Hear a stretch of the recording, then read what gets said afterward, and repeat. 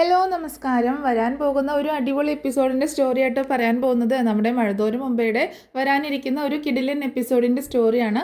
അപ്പോൾ എല്ലാവരും സ്റ്റോറി മുഴുവനായിട്ട് കേൾക്കുക, സപ്പോർട്ട് ചെയ്യുക. നമ്മുടെ ചാനൽ ആദ്യമായിട്ട് കാണുന്നവരാണെങ്കിൽ ഒന്ന് സബ്സ്ക്രൈബ് ചെയ്യുക, അതുപോലെ വീഡിയോ ഒന്ന് ലൈക്ക് ചെയ്തിട്ടും ഹൈപ്പ് ചെയ്തിട്ടും കാണാനായിട്ട് ശ്രമിക്കുക കേട്ടോ. എന്നാൽ നേരെ നമുക്ക് സ്റ്റോറിയിലേക്ക് പോവാം. അങ്ങനെ അലീന തിരിച്ചെത്തിയതിന് ശേഷം സംഭവിക്കുന്ന ഒരു സ്റ്റോറി കേട്ടോ. അലീനയോട് ഭയങ്കര ദേഷ്യമാണ് വൈജയ്ക്ക്. എന്നാലും അവളോട് ചില പെരുമാറ്റമൊക്കെ കാണുമ്പോൾ വൈജയ്ക്ക് എന്തൊക്കെയോ ഒരു അറ്റാച്ച്മെൻറ്റ് ചില സമയത്ത് അവളുടെ സംസാരം അവളുടെ സാമീപ്യമൊക്കെ വൈജ ആഗ്രഹിച്ചു പോകുന്നത് പോലെയൊക്കെ ഒരു നിമിഷങ്ങളൊക്കെ ഉണ്ട്. അപ്പോൾ അതുപോലെയുള്ള ഒരു സ്റ്റോറിയാണ് പറയാൻ പോകുന്നത് കേട്ടോ. അപ്പോൾ എല്ലാവരും സ്റ്റോറി മുഴുവനായിട്ട് കേൾക്കുക, മിസ് ചെയ്യാതെ കേൾക്കുക കേട്ടോ. അങ്ങനെ അലീന തിരിച്ച് വീട്ടിൽ എത്തിയേക്കാണ്. കടപ്പാട്ടൂർ വീട്ടിലേക്ക് തന്നെ എത്തിയേക്കാണ്. വൈജയന്തിക്ക് ഒട്ടും തന്നെ താല്പര്യമില്ല. അതിനിടയ്ക്ക് വൈജയന്തി മുത്തശ്ശിയെ വീട്ടിൽ നിന്ന് മാറ്റുകയും ഒക്കെ ചെയ്യുന്നുണ്ട് കേട്ടോ. പക്ഷേ അലീന അവിടെ തന്നെ സ്ഥിരതാമസമാക്കിയേക്കാണ്. ബാലചന്ദ്രൻ്റെ മൂത്ത മകളായിട്ട് അവിടെ അങ്ങനെ ജീവിക്കുകയാണ്. ശരിക്കും പറഞ്ഞാൽ വളരെ സന്തോഷത്തോടു കൂടി തന്നെ എന്ന് പറയാം. പഴയതിലും ഒന്നുകൂടെ സന്തോഷം കിട്ടിയതുപോലെയാണ് അലീനയ്ക്ക്. കാരണം ഇപ്പോൾ ബാലചന്ദ്രൻ കട്ടയ്ക്ക് സപ്പോർട്ട്, ഇപ്പോൾ എല്ലാ സത്യങ്ങളും ബാലചന്ദ്രൻ അറിഞ്ഞതിന് ശേഷം അവരൊരുമിച്ച് അച്ഛനും മോളുമായിട്ട് അങ്ങനെ ജീവിക്കുകയാണ്. കുറച്ച് കൊഞ്ചലും ഒക്കെ ഉണ്ട് കേട്ടോ അലീനയ്ക്ക്. അച്ഛൻ എന്നുള്ള ഒരു ഫീലിംഗ്, ശരിക്കും അച്ഛൻ്റെ ഒരു സ്നേഹം ശരിക്കും അലീന അനുഭവിച്ചറിയുന്ന ഒരു സിറ്റുവേഷനാണ്. അപ്പോൾ ഇതൊക്കെ കാണുമ്പോൾ ബബിതയ്ക്ക് ഭയങ്കര കുശുമ്പുണ്ടാവുന്നു കേട്ടോ. അലീന കൂടുതലും ബാലചന്ദ്രനോട് അടുക്കുന്നു. അവർ ശരിക്കും അച്ഛനും മകളും ആയിട്ടൊക്കെ നിൽക്കുമ്പോൾ ബബിതയ്ക്ക് ഭയങ്കര ദേഷ്യമാണ് അലീനയോട്. അത് കണ്ടിട്ട് വൈജയന്തി ബബിതയോട് പറയുന്നുണ്ട്, നീ എന്തിനാണ് അതൊക്കെ അനുവദിച്ചു കൊടുക്കുന്നത്? നിൻ്റെ അച്ഛനല്ലേ, നീയല്ലേ അച്ഛൻ്റെ മൂത്ത മോള്, അല്ലാതെ അവളല്ലല്ലോ എന്നൊക്കെ ബബിതയെ എരിവിരി കയറ്റുകയും ചെയ്യുന്നുണ്ട് കേട്ടോ. അപ്പോൾ ബബിതയ്ക്ക് ഇതൊക്കെ ദേഷ്യം കയറിയിട്ട് ബബിത അലീനയോട് ഉടക്കാനൊക്കെ നിൽക്കുന്നുണ്ട്. നീ എന്തിനാണ് അച്ഛൻ്റെ അടുത്ത് കൂടുതൽ സ്വാതന്ത്ര്യം എടുക്കുന്നത്? അത് ഞങ്ങളുടെ അച്ഛനാണ്, അല്ലാതെ നിൻ്റെ അച്ഛനല്ല. നിനക്ക് അച്ഛനെ വേണമെങ്കിൽ നീ വേറെ ആരെങ്കിലും കണ്ടെത്തിക്കോളണം. ഞങ്ങളുടെ അച്ഛനെ നീ അച്ഛാന്നൊന്നും വിളിക്കേണ്ട ആവശ്യമില്ല എന്നൊക്കെ ബബിത അലീനയോട് പറയുമ്പോൾ അലീന പറയുന്നുണ്ട്, അച്ഛനാണ് എന്നോട് പറഞ്ഞത് അച്ഛ എന്ന് വിളിക്കാൻ, അതുകൊണ്ട് ഞാൻ വിളിക്കുന്നു.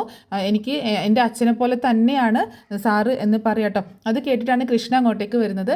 ബബിജി എന്തിനാണ് ഇങ്ങനെ അലീന ചേച്ചിയെ കുറ്റം പറഞ്ഞുകൊണ്ടിരിക്കുന്നത്? അലീന ചേച്ചിയുടെയും കൂടെ അച്ഛനാണ് നമ്മുടെ അച്ഛൻ എന്ന് പറയാട്ടോ. അത് ഇങ്ങനെ ശരിയാവും? നമ്മൾ 3 മക്കളല്ലേ അച്ഛനുള്ളൂ, പിന്നെ ഇവളുടെ അച്ഛൻ എങ്ങനെയാകും എന്ന് ചോദിക്കുമ്പോൾ അതൊക്കെ ശരിയാകും, അത് അങ്ങനെയാണ്, എന്താണെങ്കിലും ഒരമ്മയുടെ മക്കളല്ലേ എന്നിങ്ങനെ പറയാട്ടോ. അത് കേട്ടപ്പോൾ അലീന ഇങ്ങനെ ഇവളെന്ത് ഇങ്ങനെ പറയണമെന്ന് ഇങ്ങനെ നോക്കുക കേട്ടോ. ബബിത ചോദിക്കുന്നുണ്ട്, ഒരു അമ്മയുടെ മക്കളോ? അതായത് നമ്മളൊക്കെ ഒരു അമ്മയുടെ മക്കളല്ലേ? അലീന ചേച്ചി നമ്മുടെ അമ്മയുടെ മോളാണെന്ന് അങ്ങോട്ട് വിചാരിച്ചാൽ പോരെ? അച്ഛൻ്റെ അമ്മയുടെ മോളാണെന്ന് അങ്ങോട്ട് വിചാരിച്ചു കഴിഞ്ഞാൽ പിന്നെ എന്താ കുഴപ്പം? അത് അങ്ങനെ ചിന്തിച്ചാൽ ഒരു പ്രശ്നമില്ലല്ലോ എന്ന് പറയുമ്പോൾ, അയ്യേ അവള് ചുളിവിൽ ഒരു അച്ഛനെ അമ്മനെ ഉണ്ടാക്കാനായിട്ട് വന്നതാണ് ഇങ്ങോട്ടേക്ക്. വീട്ടുവേലക്കാരി എന്നും വീട്ടുവേലക്കാരിയാണ്, അല്ലാതെ ഇവിടുത്തെ വീട്ടുകാരി ആവാനൊന്നും പറ്റത്തില്ല എന്നിങ്ങനെ പറയാണ് ബബിത. അപ്പോൾ കൃഷ്ണയും ബബിതയും അലീനയും കൂടി ഉള്ളൊരു സംഭാഷണം കേട്ടോ ഇത്. അപ്പോൾ ഇതൊക്കെ ബാലചന്ദ്രൻ കേൾക്കുന്നുണ്ട് കേട്ടോ. ബാലചന്ദ്രൻ കേൾക്കുമ്പോൾ ശരിക്കും പറഞ്ഞാൽ കൃഷ്ണ അലീനയെ സപ്പോർട്ട് ചെയ്യുന്നതൊക്കെ കാണുമ്പോൾ ബാലചന്ദ്രന് സന്തോഷമുണ്ട്.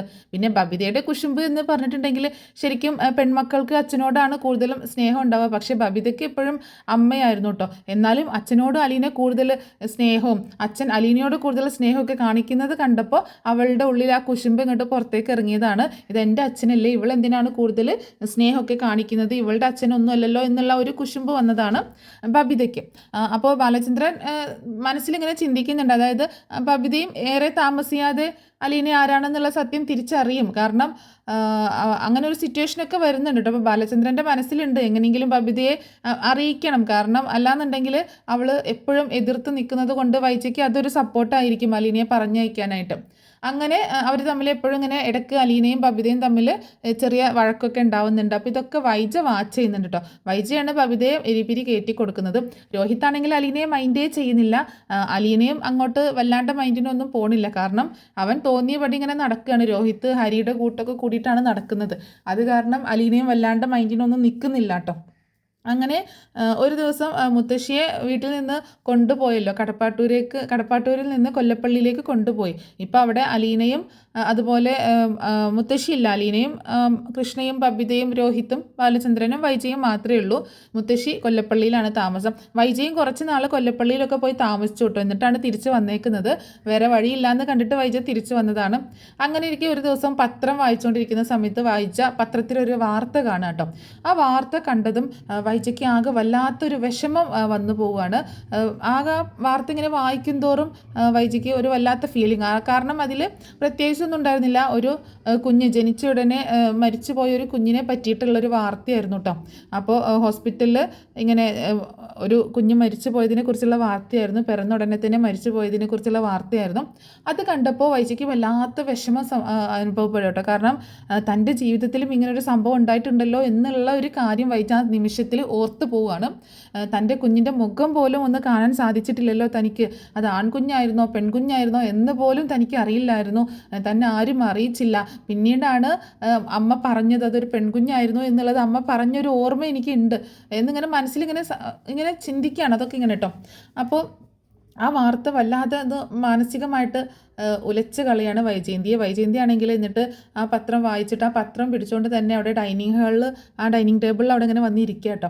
അവിടെ വന്നിരുന്നിട്ട് ആ പത്രത്തിലേക്ക് തന്നെ സൂക്ഷിച്ച് നോക്കിക്കൊണ്ട് ആ വാർത്ത വീണ്ടും വായിച്ച് ഇങ്ങനെ ആകെ സങ്കടപ്പെട്ടുകൊണ്ടിരിക്കുന്ന സമയത്താണ് കരയുന്നുണ്ട് കേട്ടോ. ആകെ വിഷമിച്ച് എൻ്റെ കുഞ്ഞ് ഉണ്ടായിരുന്നെങ്കിൽ ഇന്ന് വളർന്ന് എന്നോടൊപ്പം ഉണ്ടായേനെ എന്നൊക്കെ ഇങ്ങനെ പിറുപിറുക്കുക കേട്ടോ. എൻ്റെ കുഞ്ഞിനെ എനിക്ക് നഷ്ടപ്പെട്ടു, എൻ്റെ പഴയ ജീവിതം എനിക്ക് നഷ്ടപ്പെട്ടു, ഞാൻ ആഗ്രഹിച്ചതൊന്നും എനിക്ക് നേടാൻ സാധിച്ചില്ല, എൻ്റെ ജീവിതം ഇങ്ങനെ ആയിപ്പോയി, ഇപ്പോഴാണെങ്കിൽ ഒരു സ്വസ്ഥതയും സമാധാനവും ഇല്ല എന്നൊക്കെ ഇങ്ങനെ പറഞ്ഞ് പണ്ട് നഷ്ടപ്പെട്ട പ്രണയവും നഷ്ടപ്പെട്ട കുഞ്ഞിനെ ഓർത്തും അതുപോലെ ആ വിവാഹ ജീവിതം സ്വപ്നം കണ്ടിരുന്ന അതൊക്കെ നഷ്ടപ്പെട്ടു പോയ ആ കാര്യങ്ങളൊക്കെ ഓർത്തും ഇപ്പോൾ ജീവിതത്തിൽ സംഭവിച്ചുകൊണ്ടിരിക്കുന്ന കാര്യങ്ങളൊക്കെ ഓർത്തും വൈജയന്തി വല്ലാതെ അങ്ങ് ഇങ്ങനെ വിഷമിക്കുകയാണ്. ആ സമയത്ത് അലീന കിച്ചണിൽ നിന്ന് വരുന്ന സമയത്താണ് വൈജയന്തി ഇങ്ങനെ പത്രം പിടിച്ച് ഇങ്ങനെ സങ്കടപ്പെട്ട് കരഞ്ഞുകൊണ്ടിരിക്കുന്നത് കാണുന്നത് കേട്ടോ. അപ്പോൾ വൈജയന്തിക്ക് എന്തോ പറ്റിയിട്ടുണ്ടെന്ന് അലീനയ്ക്ക് മനസ്സിലാവുകയാണ്. അലീന അടുത്തേക്ക് വന്നിട്ട് ചോദിക്കുന്നുണ്ട്, മാഡം എന്തു പറ്റി ഇങ്ങനെ വിഷമിച്ചിരിക്കുന്നതെന്ന് ചോദിക്കുമ്പോൾ വൈജയന്തി ഒന്നും മിണ്ടുന്നില്ല കേട്ടോ.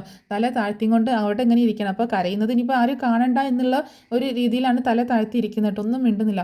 എന്തു പറ്റി മാഡം, വയ്യേ, എന്തെങ്കിലും അസുഖമുണ്ടോ, പനിയുണ്ടോ, തലവേദന ഉണ്ടോ, ഞാൻ എന്തെങ്കിലും കോഫി എന്തെങ്കിലും ഉണ്ടാക്കി തരട്ടെ എന്നൊക്കെ ചോദിക്കുമ്പോൾ ഒന്നും മിണ്ടുന്നില്ല. ഒന്ന് നോക്ക് പോലും, അല്ലെങ്കിൽ എന്തെങ്കിലുമൊക്കെ വഴക്ക് പറയില്ല, അതൊന്നും വൈജ ചെയ്യുന്നില്ല കേട്ടോ. അതോടെ കണ്ടപ്പോൾ അലീനയ്ക്ക് എന്തോ പേടി തോന്നുകയാണ്. എന്തു പറ്റിയാവോ മാഡത്തിന്, ഇങ്ങനെ എന്തെങ്കിലുമൊക്കെ പറയുമ്പോൾ ദേഷ്യപ്പെട്ട് എന്തെങ്കിലും സംസാരിക്കും, അങ്ങനെയെങ്കിലും തന്നോട് സംസാരിക്കുന്നത് തനിക്ക് ഇഷ്ടമാണ്, അലീനയ്ക്ക് ഇഷ്ടമാണ് വൈജയന്തി ദേഷ്യപ്പെട്ടിട്ടാണെങ്കിലും സംസാരിക്കുന്നതൊക്കെ. പക്ഷേ ഇതൊന്നും മിണ്ടാതെ ആകെ വിഷമിച്ചിരിക്കുന്നത് കണ്ടപ്പോൾ അവൾക്ക് എന്തോ പന്തികേട് തോന്നുകയാണ്.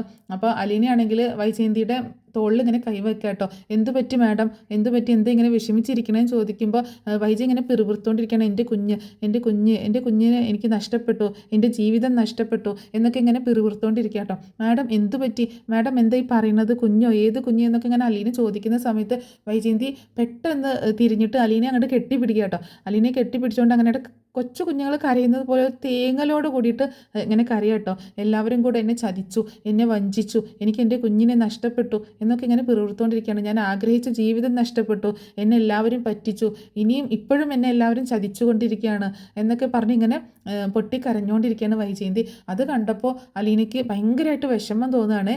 എന്ത് പറ്റിയാവോ മാഡത്തിന്, ഇങ്ങനെ അലീനയെ തൊടുക പോലും ചെയ്യാത്ത ആളാണ്, തല്ലിയിട്ടുണ്ടെന്നല്ലാണ്ട് അങ്ങനത്തെ ആള് പെട്ടെന്ന് ഇങ്ങനെ കെട്ടിപ്പിടിച്ചത് കണ്ടപ്പോൾ അലീനയ്ക്ക് ഭയങ്കരമായിട്ട് ഫീൽ ആവണം. അലീനയും തിരിച്ച് വൈജയന്തിയെ ഇങ്ങനെ കെട്ടിപ്പിടിക്കട്ടോ. അവള് വൈജയന്തി ഇരിക്കുകയാണ്, അലീന നിൽക്കുക ചെയ്യുന്നത്. അങ്ങനെ അലീന ആ തലയിൽ ഇങ്ങനെ തലോടി കൊണ്ട് നിൽക്കുന്നുണ്ട് കേട്ടോ. അപ്പോൾ എന്താ സംഭവം എന്നൊന്നും അറിയാതെ ആ സമയത്താണ് ബബിതയും കൃഷ്ണയും ഒക്കെ താഴേക്ക് ഇറങ്ങി വരുന്നത്. ഈ കാഴ്ച കണ്ടതും ബബിത ആകെ ഷോക്കായിട്ട് നിൽക്കുക കേട്ടോ. അമ്മ അലീനയെ കെട്ടിപ്പിടിച്ച് നിന്ന് കരയുന്നത്, ഇതെന്ത് മറിമായം. കൃഷ്ണയ്ക്കാണെങ്കിൽ ആ കാഴ്ച ഭയങ്കര സന്തോഷം നൽകുകയാണ്. അമ്മയ്ക്ക് ചേച്ചിയോടുള്ള ദേഷ്യമൊക്കെ മാറിയിട്ടുണ്ടാകും എന്നുള്ളൊരു ചിന്തയാണ് കൃഷ്ണയ്ക്ക് വന്നത് കേട്ടോ. അപ്പോൾ ഇവർ രണ്ടുപേരും ആ സ്റ്റെയർ കേസ് ഇറങ്ങി വരുമ്പോൾ കാണുന്ന കാഴ്ച ഇതാണ്. ആകെ ഞെട്ടിപ്പോവാണ് കേട്ടോ രണ്ടുപേരും. അലീനയാണെങ്കിൽ വൈജയന്തിയെ തലയിൽ ഇങ്ങനെ കൈവച്ചും കൊണ്ട് തലോടിയും കൊണ്ട് ഇങ്ങനെ ആശ്വസിപ്പിക്കുകയാണ്. അപ്പോഴും വൈജയന്തി എൻ്റെ ജീവിതം, എൻ്റെ ലൈഫ് എല്ലാം നഷ്ടപ്പെട്ടു, എല്ലാവരും എന്നെ പറ്റിച്ചു, ചതിച്ചു, വഞ്ചിച്ചു, എനിക്ക് ആരുമില്ല എന്നൊക്കെ പറഞ്ഞ് ഇങ്ങനെ കരഞ്ഞുകൊണ്ടിരിക്കുകയാണ്. എന്ത് പറ്റി മാഡം എന്ന് അലീന ചോദിക്കുന്നുണ്ടെങ്കിൽ കേൾക്കുന്നില്ല കേട്ടോ. പെട്ടെന്ന് ബബിത അങ്ങോട്ടേക്ക് വന്നിട്ട് എന്ത് പറ്റി അമ്മ എന്തേ ചെയ്യുന്നതെന്ന് ചോദിക്കുമ്പോഴാണ് വൈജയ്ക്ക് സ്ഥലകാല ബോധം ഉണ്ടാവുന്നത്. വൈജ പെട്ടെന്ന് തല പൊക്കി നോക്കുമ്പോൾ അലീനയെ വൈജ കെട്ടിപ്പിടിച്ചുകൊണ്ട് നിൽക്കുകയാണ്. വൈജയെ അലീനയും കെട്ടിപ്പിടിച്ചിട്ട് ഇങ്ങനെ നിൽക്കുക കേട്ടോ. പെട്ടെന്ന് തന്നെ വൈജ കൈ പിൻവലിക്കുന്നുണ്ട് കേട്ടോ. എന്നിട്ട് മുഖമൊക്കെ തുടച്ചിട്ട് നീ എന്താ ഇവിടെ, നിന്നോടാരും എന്നെ വന്ന് കെട്ടിപ്പിടിക്കാൻ പറഞ്ഞു എന്നൊക്കെ പറഞ്ഞ് ദേഷ്യപ്പെടുമ്പോൾ ഞാൻ അങ്ങോട്ട് മാഡത്തെ വന്ന് കെട്ടിപ്പിടിച്ചില്ല, എന്തു പറ്റിയെന്ന് വന്ന് ചോദിച്ചപ്പോൾ മാഡമാണ് എന്നെ കെട്ടിപ്പിടിച്ച് പൊട്ടിക്കരഞ്ഞത് എന്ന് പറയാട്ടോ. എന്നിട്ട് മാഡം എന്തൊക്കെയോ ഇങ്ങനെ പിറുപിറുത്തോണ്ടിരിക്കുന്നുണ്ടായിരുന്നു, മാഡത്തിന് എന്തൊക്കെയോ നഷ്ടപ്പെട്ടു, ആരൊക്കെയോ പറ്റിച്ചു എന്നൊക്കെ പറയുന്നുണ്ടായിരുന്നു എന്ന് പറയാട്ടോ. അപ്പോൾ സംശയത്തോട് കൂടിയിട്ട് ബബിത ഇങ്ങനെ നോക്കുന്നുണ്ട്. പറ്റിച്ചോന്നോ, നഷ്ടപ്പെട്ടോന്നോ, എന്താ അമ്മയെന്ന് ചോദിക്കുമ്പോൾ ഞാനൊന്നും പറഞ്ഞില്ല, ഇവള് വെറുതെ പറയുന്നതായിരിക്കും എന്ന് പറഞ്ഞ് അവിടെ നിന്ന് പെട്ടെന്ന് എഴുന്നേറ്റ് പോവാണ് വൈജയന്തി. പോയതിന് ശേഷം പിന്നെ തിരിഞ്ഞ് അലീനയെ ഒന്ന് നോക്കുകയും ചെയ്യുന്നുണ്ട് കേട്ടോ. അപ്പോൾ അലീന ചെറിയൊരു ചിരിയോട് കൂടിയിട്ട് വൈജയത്തിനെ നോക്കി ഇങ്ങനെ നിൽക്കുകയാണ്. അപ്പോൾ കൃഷ്ണയ്ക്ക് എന്തായെങ്കിലും ഭയങ്കര സന്തോഷമായിട്ടോ ഈ കാഴ്ച കണ്ടപ്പോൾ. അങ്ങനെ വൈജ പോയതിന് ശേഷം ബബിത വന്നിട്ട് ദേഷ്യപ്പെടുകയാണ്. നീ എന്തിനാടി എൻ്റെ അമ്മയെ വന്ന് കെട്ടിപ്പിടിക്കാൻ നിന്നത്? അത് എൻ്റെ അമ്മയാണ്, അല്ലാതെ നീ വല്ലാണ്ട് മോള് കളിക്കാൻ നിൽക്കേണ്ട. അച്ഛനെ നീ തട്ടിയെടുത്തു, ഇനി അമ്മയെ കൂടി നീ തട്ടിയെടുക്കാൻ വേണ്ടിയിട്ടാണോ ഇവിടെ നിൽക്കുന്നത്? ഇറങ്ങി പൊക്കൂടെ നിനക്ക് ഈ വീട്ടിൽ നിന്ന് എന്നൊക്കെ പറയുമ്പോൾ ബബിതയോട് ദേഷ്യപ്പെട്ട് സംസാരിക്കണം അലീന. ഞാൻ നിൻ്റെ ചേച്ചിയാണ്, ചേച്ചിയോട് എങ്ങനെ സംസാരിക്കണമെന്ന് നിനക്കറിയത്തില്ല, റെസ്പെക്റ്റോട് കൂടിയിട്ട് വേണം സംസാരിക്കാൻ എന്ന് പറയട്ടോ. നീയോ എൻ്റെ ചേച്ചിയോ? ഒരു നിമിഷം ബബിത ഒന്ന് ഞെട്ടിട്ടോ, എന്നിട്ടാണ് ചോദിക്കുന്നത്, നീയോ എൻ്റെ ചേച്ചിയോ? വേറെ ആരോടെങ്കിലും പോയി പറ, എനിക്ക് ചേച്ചിമാരൊന്നുമില്ല, ഞാനാണ് ഇവിടുത്തെ മൂത്ത മോള്, രോഹിത്തേട്ടനാണ് എൻ്റെ ഏട്ടൻ, അത് കഴിഞ്ഞിട്ട് ഞാനാണ് പിന്നെ കൃഷ്ണമോള്, അല്ലാതെ നീ വലിയ ചേച്ചിയാവാൻ നിൽക്കണ്ട കേട്ടോ എൻ്റെ അടുത്ത്. വേറെ ആരടുത്തെങ്കിലും നോക്കി, കൃഷ്ണമോളടുത്ത് നടക്കുമായിരിക്കും, പക്ഷേ എൻ്റെ അടുത്ത് അത് നടക്കത്തില്ല എന്ന് പറയാണ് ബബിത. നിൻ്റെ അടുത്തും നടക്കും, രോഹിത്തിൻ്റെ അടുത്തും നടക്കും, നടത്തി ഞാൻ കാണിച്ചു തരാം എന്ന് പറയുന്നുണ്ട് കേട്ടോ അലീന. പിന്നെ നിന്നെക്കൊണ്ട് വല്ലതും പറ്റുമോ? നീ ഒന്ന് ഇറങ്ങി പോയിക്കൂടെ നിനക്ക് ഇവിടുന്ന് എന്നൊക്കെ പറഞ്ഞ് ദേഷ്യപ്പെട്ട് ബബിത അവിടുന്ന് പോവുകയാണ്. ആ സമയത്ത് കൃഷ്ണ ഓടി വന്നിട്ട് അലീനയെ കെട്ടിപ്പിടിക്കണം. സൂപ്പർ ചേച്ചി, എന്നാലും അമ്മ ചേച്ചിയെ കെട്ടിപ്പിടിച്ചല്ലോ, എനിക്ക് ഒരുപാട് സന്തോഷമായി എന്ന് പറയണം. മാഡം എന്തോ വിഷമത്തിലിരിക്കുകയായിരുന്നു, അപ്പോൾ ഞാൻ ചുമ്മാ ഇങ്ങനെ ചോദിച്ചുകൊണ്ട് ചെന്നപ്പോൾ അറിയാതെയാണെന്ന് തോന്നുന്നു എന്നെ കെട്ടിപ്പിടിച്ചത്, നിങ്ങളാരെങ്കിലും ആയിരിക്കും എന്ന് വിചാരിച്ചിട്ടായിരിക്കും എന്ന് പറയുമ്പോൾ അപ്പോഴാണ് ഇങ്ങനെ കൃഷ്ണമോൾ ഓർക്കുന്നത്, തനിക്കറിയാം എന്നുള്ള കാര്യം അലീന ചേച്ചിക്ക് അറിയില്ലല്ലോ എന്നുള്ളത് കേട്ടോ. അപ്പോൾ അലീന പറയുന്നുണ്ട്, ഞാൻ ഇങ്ങനെയൊന്നും പ്രതീക്ഷിച്ചില്ല, എന്നാലും എനിക്ക് ഒരുപാട് സന്തോഷമായിട്ടോ, മാഡം എന്നെ അങ്ങനെ കെട്ടിപ്പിടിച്ച് അപ്പോൾ എനിക്ക് ഭയങ്കര സന്തോഷമായി. ഞാനും മാഡത്തെ അങ്ങനെ കെട്ടിപ്പിടിച്ചു, ഒരുപാട് നാളായിട്ട് ആഗ്രഹിക്കുന്ന ഒരു കാര്യമാണ്, എത്ര വർഷങ്ങളായിട്ട് കൊതിക്കുന്നതാണെന്നോ എന്നൊക്കെ പറയുമ്പോൾ വർഷങ്ങളായിട്ട് കൊതിക്കുന്നതാണെന്നോ ചേച്ചി എന്താ പറയണതെന്ന് ചോദിക്കുകയാണ് കൃഷ്ണ ഒന്നും അറിയാത്തതുപോലെ. ഒന്നുമില്ല, ഞാനിതുവരെ എൻ്റെ ബ്രിജിത്ത മമ്മിയെ കെട്ടിപ്പിടിച്ചിട്ടുണ്ട് എന്നല്ലാണ്ട് വേറെ ആരെയും അങ്ങനെ കെട്ടിപ്പിടിക്കുകയും ആ ഒരു ഫീലൊന്നും എനിക്ക് കിട്ടിയിട്ടില്ല. ശരിക്കും കൃഷ്ണമോളുടെ അമ്മയെ കെട്ടിപ്പിടിച്ചപ്പോൾ എനിക്ക് എൻ്റെ സ്വന്തം അമ്മയെ കെട്ടിപ്പിടിച്ച ഒരു ഫീലാണ് കിട്ടിയത് എന്നിങ്ങനെ പറയുമ്പോൾ കൃഷ്ണ മനസ്സിൽ പറയുന്നുണ്ട്, സ്വന്തം അമ്മയെ കെട്ടിപ്പിടിച്ചാൽ പിന്നെ ആ ഒരു ഫീല് തന്നെയല്ലേ കിട്ടുക എന്നിങ്ങനെ പറയാട്ടോ. എന്താണെങ്കിലും എനിക്ക് ഒരുപാട് സന്തോഷമായി ചേച്ചി എന്ന് പറഞ്ഞിട്ട് കൃഷ്ണയും പോകുന്നുണ്ട്. അലീനയാണെങ്കിൽ ആ രംഗം തന്നെ ഓർത്ത് ഇങ്ങനെ ആകെ സന്തോഷിച്ച് ഇങ്ങനെ നിൽക്കുകയാണ്. ആ സമയത്ത് വൈജ റൂമിലെത്തിയതിന് ശേഷം വൈജ ഇങ്ങനെ ആകെ ഒരു മരവിപ്പിലിരിക്കട്ടോ. താൻ എന്താ ഇപ്പം ചെയ്തത്? അലീനയെ കെട്ടിപ്പിടിച്ചിരിക്കുന്നു, അതോർത്ത് വൈജയ്ക്ക് ഇങ്ങനെ വല്ലാത്തൊരു ഫീല് തോന്നുകയാണ്.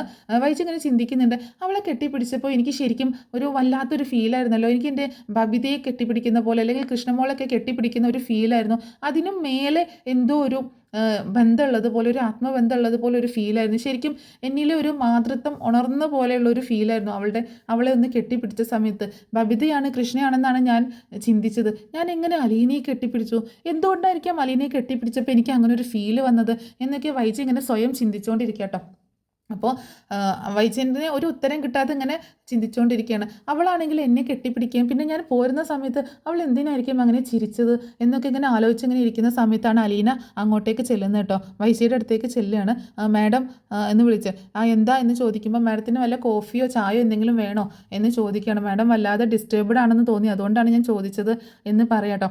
എനിക്കിപ്പോൾ ഒന്നും വേണ്ട എന്ന് പറയണം. ശരി എന്ന് പറഞ്ഞിട്ട് അലീന പോകാൻ നിൽക്കുമ്പോൾ അലീന ഇവിടെ വന്നേ എന്ന് പറഞ്ഞ് വിളിക്കുകയാണ് വൈജ. അപ്പോൾ അങ്ങോട്ടേക്ക് ചെല്ലുമ്പോൾ നീ എന്തിനാണ് എന്നെ കെട്ടിപ്പിടിക്കാൻ പോയത് എന്ന് ചോദിക്കുകയാണ്. ഞാൻ മാഡത്തെ അല്ല, മാഡം എന്നെയാണ് കെട്ടിപ്പിടിച്ചത്. മാഡം അവിടെ ഇങ്ങനെ വിഷമിച്ചിരിക്കുകയായിരുന്നു, അത് കണ്ടിട്ട് ഞാൻ എന്തു പറ്റിയെന്ന് ചോദിച്ചിട്ട് മാഡം ഒന്നും മിണ്ടുന്നുണ്ടായിരുന്നില്ല. ആ സമയത്ത് ഞാൻ മാഡത്തിൻ്റെ തോളിലൊന്ന് തൊട്ടതേ ഉള്ളൂ, അപ്പോഴേക്ക് മാഡം എന്നെ കെട്ടിപ്പിടിച്ച് പൊട്ടിക്കരയാണ് ഉണ്ടായത് എന്ന് പറയട്ടോ. ഞാൻ നിന്നെ കെട്ടിപ്പിടിച്ച് പൊട്ടിക്കരഞ്ഞെന്നോ? അങ്ങനെയൊന്നും സംഭവിച്ചിട്ടില്ല എന്ന് പറയുമ്പോൾ അത് മാത്രമല്ല മാഡം കുറച്ച് കാര്യങ്ങൾ കൂടി ആ സമയത്ത് പറഞ്ഞിട്ടുണ്ടായിരുന്നു എന്ന് പറയണം. എന്ത് കാര്യങ്ങൾ? ഞാനൊന്നും പറഞ്ഞില്ലല്ലോ. മാഡം പറയുന്നുണ്ടായിരുന്നു നഷ്ടപ്പെട്ട കുറച്ച് കാര്യങ്ങളെക്കുറിച്ച്, നഷ്ടപ്പെട്ട ജീവിതത്തെക്കുറിച്ച്, നഷ്ടപ്പെട്ട കുഞ്ഞിനെക്കുറിച്ച് എന്നൊക്കെ പറയാട്ടോ. അപ്പോൾ വൈജാഗ് ഷോക്കായി പോകണം. ഇതൊക്കെ അവൾ കേട്ടോ, എങ്ങനെയാ അപ്പോൾ എൻ്റെ നാവിൽ നിന്ന് തന്നെ വന്നോ എന്നൊക്കെ ഓർത്തിട്ട് വൈജാഗ് ഷോക്കാവുക കേട്ടോ. അപ്പോൾ അലീന പറയുന്നുണ്ട്, അതെന്താ മാഡം അങ്ങനെ പറഞ്ഞത്? മാഡത്തിന് ഒരു കുഞ്ഞിനെ നഷ്ടപ്പെട്ടിട്ടുണ്ടായിരുന്നോ? ആദ്യം ഒരു കുഞ്ഞ് ജനിച്ചിട്ട് എങ്ങാനും നഷ്ടപ്പെട്ടിട്ടുണ്ടായിരുന്നോ എന്ന് ചോദിക്കുമ്പോൾ അങ്ങനെയൊന്നുമില്ല, എനിക്ക് 3 മക്കളേ ഉള്ളൂ എന്ന് പറയട്ടോ. അങ്ങനെയല്ലല്ലോ, എനിക്ക് തോന്നുന്നു മാഡത്തിന് ആദ്യത്തെ കുഞ്ഞിനെ നഷ്ടപ്പെട്ടിട്ടുണ്ടായിരിക്കുമെന്ന്. ജനിച്ച ഉടനെ തന്നെ കുഞ്ഞിനെന്തെങ്കിലും പറ്റി, അങ്ങനെ നഷ്ടപ്പെട്ടോ എന്ന് ചോദിക്കുമ്പോൾ ഇവളിതെങ്ങനെ ഇത്ര കറക്റ്റായിട്ട് ഓരോന്ന് പറയുന്നതെന്ന് ഓർത്തിട്ട് വൈജയന്തി ആകെ ആശ്ചര്യപ്പെടുക കേട്ടോ. നീ എന്താ അങ്ങനെയൊക്കെ പറയുന്നത്, അങ്ങനെയൊന്നും ഇല്ല എന്ന് പറയുമ്പോൾ അല്ല മാഡം അങ്ങനെയാണ് പറഞ്ഞുകൊണ്ടിരുന്നത്, കുഞ്ഞിൻ്റെ മുഖം പോലും ഒന്ന് കാണാൻ പറ്റിയില്ല, എൻ്റെ കുഞ്ഞിനെ എനിക്ക് നഷ്ടപ്പെട്ടു എന്നൊക്കെ ഇങ്ങനെ പറയുന്നത് കേട്ടായിരുന്നു എന്ന് പറയാട്ടോ. മാഡം അങ്ങനെ ഓർക്കാൻ എന്താ കാരണം, ആ പത്രത്തിലെ വാർത്ത കണ്ടതുകൊണ്ടാണോ? ഞാനത് നോക്കിയായിരുന്നു, ജനിച്ച ഉടനെ കുഞ്ഞ് മരിച്ചുപോയി എന്നുള്ളൊരു വാർത്ത. പക്ഷേ എല്ലാ വാർത്തയും ശരിയാവണം എന്നില്ല കേട്ടോ മാഡം എന്ന് പറയാട്ടോ. അതെന്താ നീ അങ്ങനെ പറഞ്ഞെന്ന് ചോദിക്കുമ്പോൾ അല്ല, ജനിച്ച ഉടനെ കുഞ്ഞ് മരിച്ചുപോയി എന്നൊക്കെ ചിലപ്പോൾ ബന്ധുക്കൾ അങ്ങനെയൊക്കെ പറയും, ജീവിതം സേഫാക്കാൻ വേണ്ടിയിട്ട്, എന്നിട്ട് ആ കുഞ്ഞിനെ വല്ല ഓർഫനേജിലും കൊണ്ടുപോയി ആക്കിയിട്ടുണ്ടാകും എന്ന് പറയാണ് അലീന. അത് കേട്ടതും അത് വൈജയന്തിയുടെ മനസ്സിലിങ്ങനെ ഒരു കുളത്തുണ്ടാക്കുക കേട്ടോ, ഒന്ന് കൊളത്തി വിടണം ആ ഒരു കാര്യം. അപ്പോൾ നീ എന്താ പറഞ്ഞു വരുന്നതെന്ന് ചോദിക്കുമ്പോൾ അല്ല, ഞാൻ ചുമ്മാ പറഞ്ഞെന്നുള്ളൂ, മാഡം ഇങ്ങനെ ഓരോന്ന് പറഞ്ഞില്ലേ, എൻ്റെ കുഞ്ഞ് നഷ്ടപ്പെട്ടു, എൻ്റെ കുഞ്ഞിൻ്റെ മുഖമൊന്നും കണ്ടില്ല എന്നൊക്കെ, അതുകൊണ്ട് ഞാൻ പറഞ്ഞു എന്നേ ഉള്ളൂ എന്ന് പറഞ്ഞിട്ട് അലീന അവിടുന്ന് പോകുന്നുണ്ട്. ആ സമയത്ത് വൈജി ഇങ്ങനെ ചിന്തിച്ചുകൊണ്ടിരിക്കുകയാണ്, അവൾ എന്തായിരിക്കും അങ്ങനെ പറഞ്ഞത്, കുഞ്ഞിനെ നഷ്ടപ്പെട്ടു മരിച്ചു പോയി എന്നൊക്കെ ബന്ധുക്കൾ പറയും, പിന്നെ വല്ല ഓർഫനേജിലും കൊണ്ടുവന്ന് ആക്കിയിട്ടുണ്ടാകും, ഇനി എൻ്റെ കുഞ്ഞിനെയും ഇതേപോലെ ആയിരിക്കുമോ, വല്ല ഓർഫനേജിലും കൊണ്ടുവന്ന് ആക്കിയിട്ടുണ്ടാവുമോ, പെൺകുഞ്ഞാണെന്ന് അമ്മ പിന്നീട് എൻ്റെ വാശിക്ക് മുന്നിൽ തോറ്റ അമ്മ പറഞ്ഞായിരുന്നു പെൺകുഞ്ഞാണെന്ന്, പക്ഷേ കുഞ്ഞ് മരിച്ചുപോയി എന്ന് തന്നെയാണ് പറഞ്ഞത്, പക്ഷേ അതെന്നോട് കള്ളം പറഞ്ഞിട്ട് വല്ല ഓർഫനേജിലും കൊണ്ടു ചെന്ന് ആക്കിയിട്ടുണ്ടാവുമോ തൻ്റെ കുഞ്ഞിനെ എന്നിങ്ങനെ ചിന്തിക്കുകയാണ് വൈജയന്തി കേട്ടോ. എന്നിട്ട് വൈജയന്തി ഒരു കാര്യം തീരുമാനിക്കുന്നുണ്ട്, എന്താണെങ്കിലും വേണ്ടില്ല അതിൻ്റെ ഒരു സത്യാവസ്ഥ കണ്ടെത്തണം, ഇപ്പോൾ കുറച്ച് ദിവസമായിട്ട് എനിക്ക് എൻ്റെ കുഞ്ഞിനെ കുറിച്ചുള്ള ഒരു ചിന്ത വന്നിരിക്കുകയാണ്, അതുകൊണ്ട് അതിൻ്റെ സത്യാവസ്ഥ ഒന്ന് കണ്ടെത്തണം, തൻ്റെ ജീവിതം ഇത്രയും നാളും അത്ര നല്ല ഇതിലായിരുന്നില്ല പോയിക്കൊണ്ടിരുന്നത്, ഇനി അങ്ങോട്ടും മോശമായിട്ട് തന്നെയാണ് പോണത്, എന്താണെങ്കിലും വേണ്ടില്ല എനിക്ക് എൻ്റെ കുഞ്ഞിനെക്കുറിച്ചുള്ള കാര്യങ്ങൾ അന്വേഷിക്കണം, തിരുവനന്തപുരത്ത് പോവാം, അവിടുത്തെ ഹോസ്പിറ്റലിൽ പോയി അന്വേഷിച്ചാൽ അറിയാൻ പറ്റും എന്നൊക്കെ ഇങ്ങനെ ചിന്തിക്കുകയാണ്.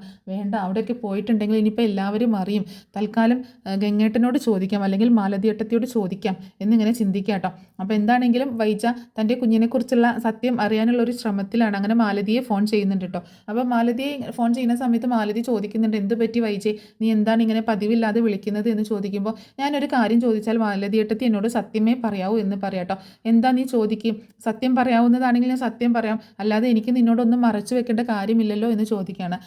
എൻ്റെ കുഞ്ഞ് ജനിച്ച ഉടനെ മരിച്ചുപോയി എന്നല്ലേ നിങ്ങളെല്ലാവരും എന്നോട് പറഞ്ഞത്, അങ്ങനെയല്ലേ വിശ്വസിപ്പിച്ചത് എന്ന് ചോദിക്കുകയാണ്. അത് കേട്ടപ്പോൾ മാലതി ആകെ ഷോക്കാവുന്നുണ്ട്. എന്താ ഇപ്പോൾ വൈജി ഇങ്ങനെയൊക്കെ ചോദിക്കാൻ എന്നോർത്തിട്ട്, എന്ത് പറ്റി വൈജി, എന്താ ഇപ്പോൾ നീ അതിപ്പോൾ ഇപ്പോൾ ചോദിക്കാൻ കാരണം എന്ന് ചോദിക്കണം. അല്ല, ഞാൻ ചുമ്മാ ചോദിച്ചതാണ്, ശരിക്കും എൻ്റെ കുഞ്ഞ് മരിച്ചു പോയിട്ടുണ്ടായിരുന്നോ, അതോ നിങ്ങളെല്ലാവരും കൂടി അതിനെ വല്ല ഓർഫനേജിലും കൊണ്ടു ചെന്ന് ആക്കിയിട്ടുണ്ടോ എന്ന് ചോദിക്കുകയാണ്. എന്താ വൈജി നീ ചോദിക്കുന്നത്, ശരിക്കും മാലതി ആകെ ഷോക്കായിട്ട് നിൽക്കട്ടെ ഇതും കൂടി കേട്ടപ്പോൾ, നീ എന്താ വൈജി ഇങ്ങനെയൊക്കെ ചോദിക്കുന്നത്, അത് ജനിച്ചപ്പോൾ തന്നെ മരിച്ചു പോയതായിരുന്നില്ലേ കുഞ്ഞ്, അങ്ങനെയല്ലേ എല്ലാവരും പറഞ്ഞത്, ഡോക്ടർ അങ്ങനെയല്ലേ പറഞ്ഞത് എന്ന് ചോദിക്കുമ്പോൾ അതേ ഡോക്ടർ പറഞ്ഞു, നിങ്ങളൊക്കെ പറഞ്ഞു കുഞ്ഞ് മരിച്ചു പോയെന്ന്, എന്നെ പറ്റിക്കാനാണെങ്കിലും അങ്ങനെയൊക്കെ പറഞ്ഞത്, ശരിക്കും ആ കുഞ്ഞ് മരിച്ചിരുന്നോ, അതോ എല്ലാവരും കൂടി ചേർന്ന് ആ കുഞ്ഞിനെ വല്ല ഓർഫനേജിനും കൊണ്ടുവന്നാക്കിയതാണോ, എനിക്ക് അതിൻ്റെ സത്യാവസ്ഥ അറിയണം, എനിക്ക് എൻ്റെ കുഞ്ഞ് ജീവിച്ചിരിപ്പുണ്ടെങ്കിൽ എനിക്ക് എൻ്റെ കുഞ്ഞിനെ വേണം, എനിക്ക് എൻ്റെ കുഞ്ഞിനെ കാണണം എന്നൊക്കെ പറഞ്ഞ് അങ്ങനെ പറയാം കേട്ടോ വൈജ.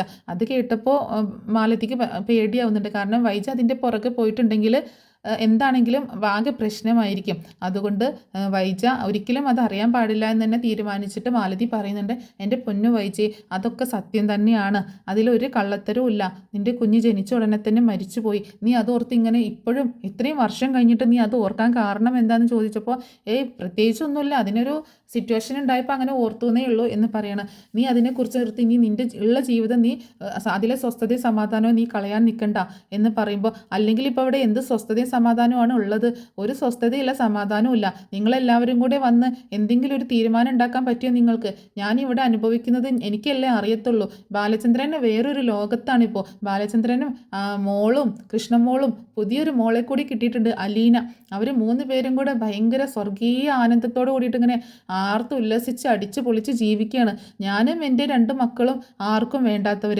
ഞങ്ങളിങ്ങനെ ഞങ്ങളുടെ കാര്യങ്ങൾ നോക്കി ജീവിക്കുന്നു എന്നൊക്കെ പറയാണ്. അതൊക്കെ ശരിയാവും, നീ ഒന്ന് സമാധാനപ്പെട്ട് ക്ഷമിക്കുക എന്ന് പറഞ്ഞിട്ട് മാലതി ഫോൺ വെക്കുകയാണ്. പക്ഷേ വൈജയുടെ ഉള്ളിൽ തൻ്റെ കുഞ്ഞിനെക്കുറിച്ചുള്ള ആ സംശയം ഒരിക്കലും മാറുന്നില്ല കേട്ടോ. പിന്നീട് ലാസ്റ്റ് വൈജ തിരിച്ചറിയുന്നുണ്ട് അലീനയാണ് തൻ്റെ മോള് എന്നുള്ള കാര്യമൊക്കെ, അതൊക്കെ ഏറ്റവും അവസാനത്തിലാട്ടോ തിരിച്ചറിയുന്നത്. എന്താണെങ്കിലും ആ ഒരു കാര്യങ്ങളൊക്കെ വൈജ തിരിച്ചറിയാൻ അലീനയെ ഒരുപാട് മിസ് ചെയ്യുന്നുണ്ട്. പക്ഷെ അപ്പോഴേക്കൊക്കെ അലീന വീട്ടിൽ നിന്ന് പോയിട്ടുണ്ടാകും കേട്ടോ. അപ്പോൾ ഇത്രയേ ഉള്ളൂ ഇന്നത്തെ സ്റ്റോറി എല്ലാവർക്കും ഇഷ്ടമായിട്ടുണ്ടാവുമെന്ന് വിചാരിക്കുകയാണ്. ഇഷ്ടമായെങ്കിൽ സപ്പോർട്ട് ചെയ്യാൻ മറക്കരുത് കേട്ടോ. നമ്മുടെ ചാനൽ ആദ്യമായിട്ട് കാണുന്നവരാണെങ്കിൽ ഒന്ന് സബ്സ്ക്രൈബ് ചെയ്യാൻ മറക്കരുത്. അതുപോലെ വീഡിയോ ഒന്ന് ലൈക്ക് ചെയ്യാനും ഹൈപ്പ് ചെയ്യാനും ഒന്നും മറക്കരുത്. നെക്സ്റ്റ് ഒരു അടിപൊളി സ്റ്റോറി ആയിട്ട് വരാം. Thanks for watching.